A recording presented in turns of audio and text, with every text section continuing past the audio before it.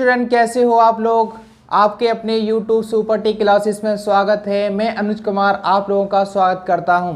जैसे कि आपने इससे पहले वाली वीडियो को देखा था और आपने इजी तरीके से समझा होगा, और आज हम स्टार्ट करते हैं इससे आगे। क्वेश्चन देखो, सेकंड है क्वेश्चन, स्क्रीन पे गिवन है। क्वेश्चन में क्या कह रहा है, ए और बी के किन मानों के लिए निम्न रेखीय समीकरण के युग्म के अपरिमित रूप से अनेक हल होंगे।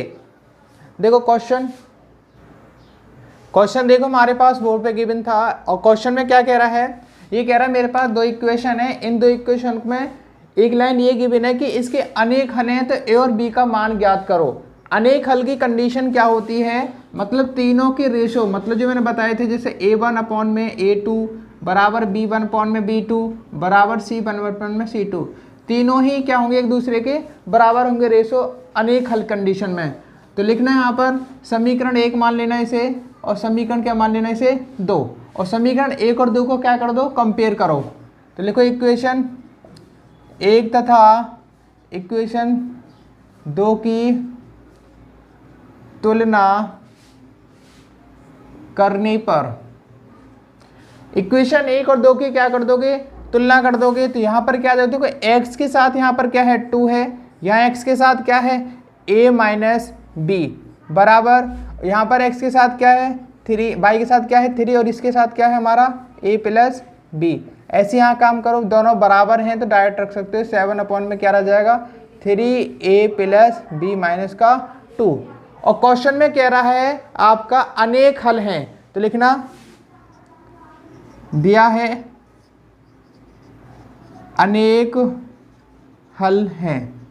अनेक हल हैं, तो अनेक हल की कंडीशन क्या होती है हमारे पास, a1 लिख लेना, चूँकि अनेक हल की कंडीशन क्या होती है, a1 अपॉन में a2 बराबर b1 अपॉन में b2 बराबर c1 अपॉन में c2। अब करना क्या है, अनेक हल की कंडीशन में क्या है ना, इन दोनों को लिख लेना बराबर में। तो ये जो हमारे पास निकल के आए हैं, जो आपका तुलना करने पे जो रेशो निकल के आए हैं, इसे क्या करना, इसे इसके बराबर रख लेना एक बार, और फिर इसे इसके बराबर रख लेना, या इसे इसके बराबर रख लेना। तो मैंने क्या काम करा, पहले और दूसरे रेशो को ले रहा हूँ मैं पहले। तो आ जाएगा हमारे पास, तो 2 अपॉन में a माइनस बी बराबर 3 अपॉन में a प्लस बी। अब कर दो इसकी क्रॉस मल्टीप्लिकेशन, इसकी इसमें इंटू कर दो, इसकी इसमें इंटू करो। तो यहाँ करो क्या जाएगा 2a प्लस बी बराबर, इसकी इसमें इंटू कर दो 3a माइनस बी। अब क्या करोगे, इंटू करो, क्या आ जाएगा 2a प्लस 2b बराबर 3a माइनस 3b। अब क्या आ जाएगा आगे देखना, अब इसे उठा के इधर ले जाओ, तो 2a प्लस 2b, इसे किसको हो जाएगा, माइनस का हो जाएगा 3a, और ये हो जाएगा प्लस का 3b बराबर 0।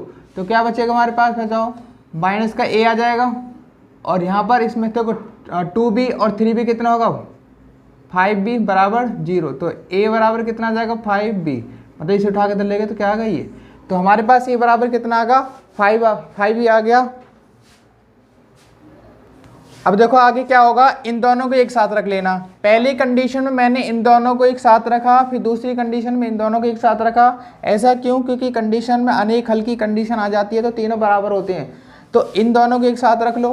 तो आ जाएगा हमारे पास, तो 3a प्लस बी बराबर 7 अपॉन में 3a प्लस बी माइनस का 2। अब इसमें भी क्रॉस मल्टीप्लिकेशन कर दो, इसकी इसमें, इसकी इसमें, इसकी इंटू इसमें करो तो 3 यहाँ जाएगा 3a प्लस बी माइनस का 2।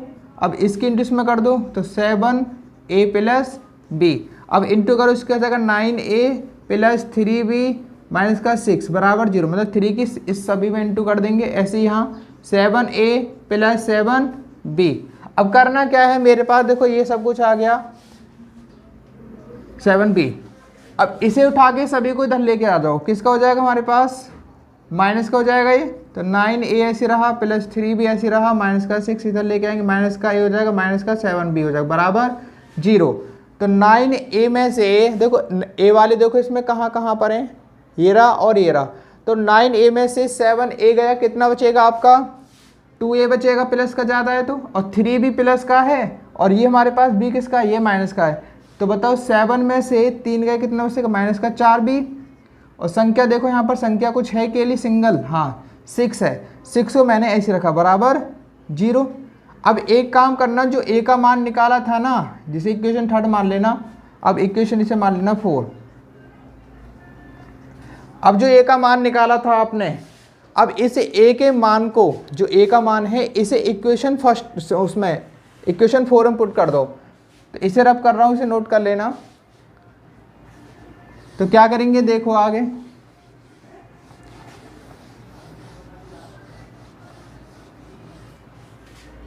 तो मैं क्या करूंगा, अब जो मैंने वैल्यू निकाली थी ए की, इसे इक्वेशन इसमें रख दो 4 में। तो लिखना ए का मान समीकरण 4 में रखने पर, तो रख दो। देखो ए का मान इसमें रख दो जहां कहीं ए आ रहा है, तो 2 ऐसे रहा, तो आ जाएगा ए के स्थान पर